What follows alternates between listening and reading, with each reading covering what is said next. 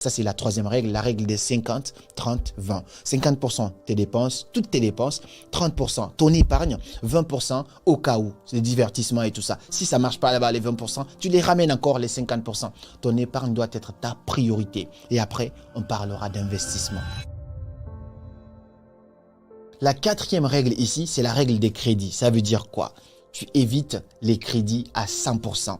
Sauf si c'est pour investir. Les crédits de consommation, jamais de ma vie, j'ai accepté ça.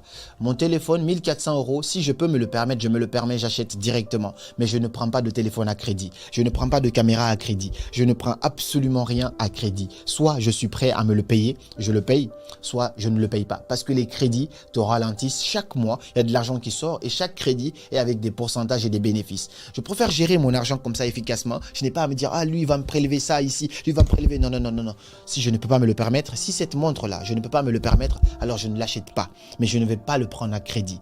Beaucoup de gens ont cette facilité et ça, c'est le piège de l'Occident. Dès qu'un iPhone sort, un dernier téléphone, même si tu n'as pas les moyens, tu peux aller, tu présentes tes papiers, on te donne, tu payes en 4 fois, tu payes parfois même en 12 fois. Mais ça te ralentit dans ton envie de mettre de l'argent de côté. Prends ton argent, mets de côté, épargne, épargne. Pour l'instant, garde ton iPhone 7 si tu veux, garde ton Samsung, je ne sais pas, Huawei, peu importe.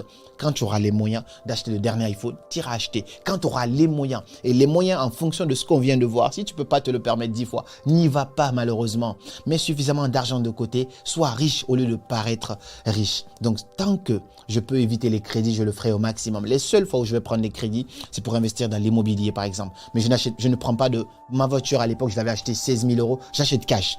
Soit je suis prêt, soit je suis pas prêt. Je viens, je fais un virement, on prend ma voiture. Ainsi de suite, je continue. Au fur et à mesure, comme ça, c'est exactement comme ça que j'ai fait dans tout ce que j'ai fait. Toutes mes voitures, je les ai achetées cash à l'époque. Mon téléphone cash, mon ordinateur cash, les lumières, tout ce qui est là, c'est cash. Si je peux pas, je ne rentre pas dedans. Évitez les crédits, vivez en fonction de vos moyens et vous épargnerez beaucoup d'argent.